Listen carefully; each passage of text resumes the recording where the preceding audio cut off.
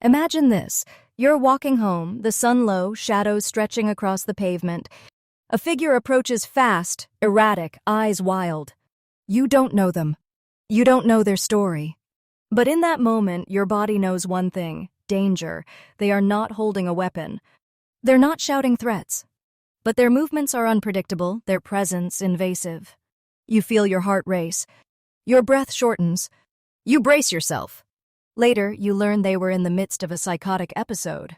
Yet the pain still lands. The bruises still form. The fear still grows.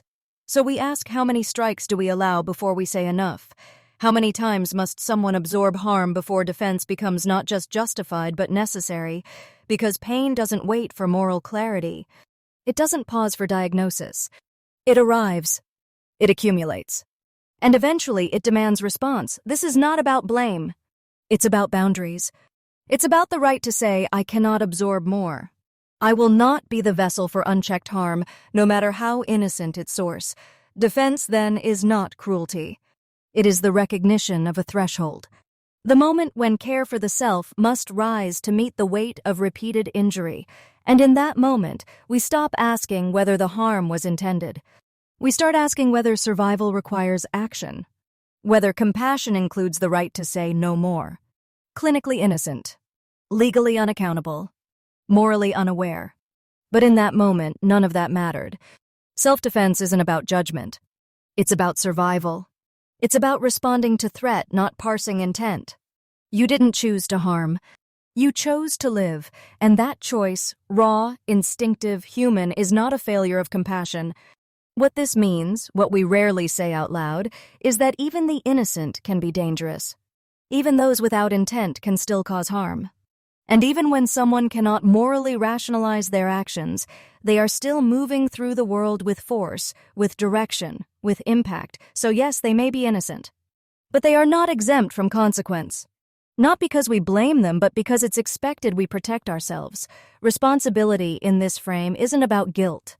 It's about the reality that actions have weight, and that others must respond.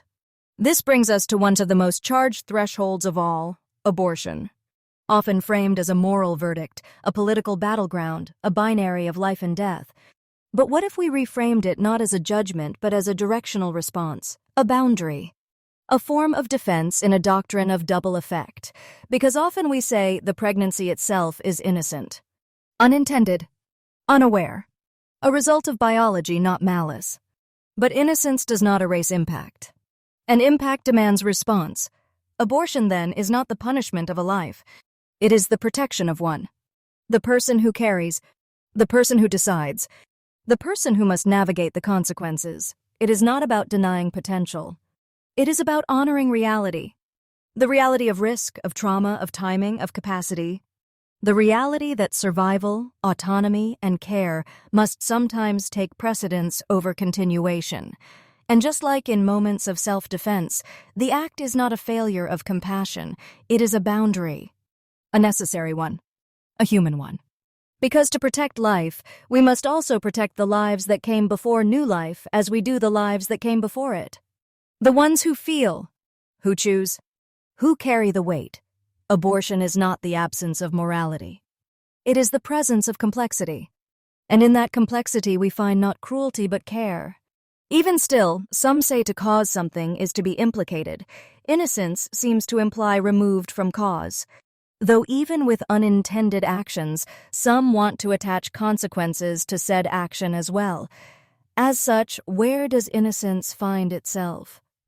Is it best to say not responsible, but to be not responsible would imply not to cause?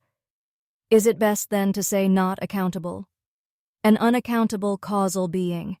Even still, beings which can't be held accountable still require us to defend against them. That may be a bear, bacteria, a virus, or a falling tree. We act in our own defense in the most permissible way we can access. Isn't that the world we all want to live in?